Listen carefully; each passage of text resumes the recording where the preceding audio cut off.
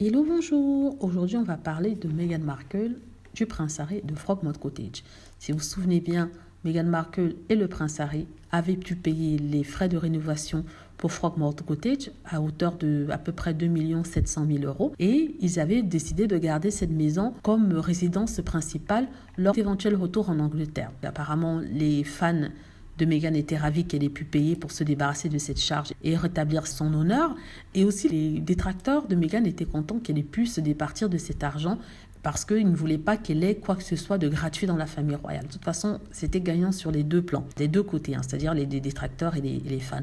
Alors, on nous avait dit en fait que la maison ne pouvait pas rester vide. Il y avait des critiques qui disait que la maison ne devrait pas rester vide, même si Meghan et Harry paient un loyer. Il ne comprend pas pourquoi ils devraient garder cette maison vide alors que quelqu'un pourrait y habiter. C'est vraiment stupide. C'est comme si vous louez une maison, vous décidez d'aller dans un autre pays, mais gardez la maison au cas où vous reviendrez. On vous dit que non, ça ne doit pas rester vide, vous devez la donner à quelqu'un. Mais de toute façon, le prince Harry et Meghan Markle avaient décidé de prêter cette maison à Eugénie. C'est ce qu'on nous dit, enfin c'est ce que leur représentant avait dit, en attendant et tout ça parce que Eugénie devait à l'époque avoir un enfant, elle vient d'avoir cet enfant-là. Après, il y a une sorte de micmac, je devrais dire. Elle est retournée à Kensington, puis elle est retournée chez ses parents. Et maintenant, on apprend qu'à sa sortie de l'hôpital, elle allait directement à Frogmore Cottage.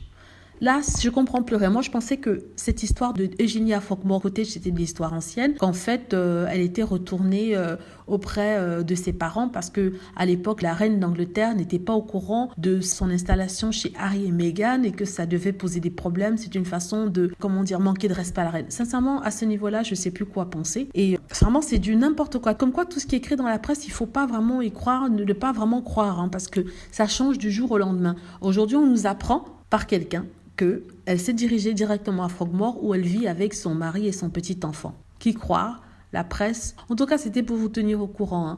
Comme quoi, il ne faut pas écouter les gens. Je me rappelle que les gens avaient jubilé en apprenant qu'elle était retournée à Kensington Palace en se disant que la maison de Frogmore devait être hantée pour qu'elle ne souhaite pas y rester, que peut-être qu'elle a vu les mauvaises vibrations des Sussex et tout ça. Et là, maintenant, ils sont silencieux quant à son installation dans Frogmore. Donc, je vous tiens au courant de toute façon. Je suis sûre que demain, on nous dira qu'en fait, elle n'y était pas. Elle était auprès de son père et de sa mère, ce qui me semble logique normalement, ce qu'elle aurait dû peut-être faire. Mais bon, on ne sait jamais.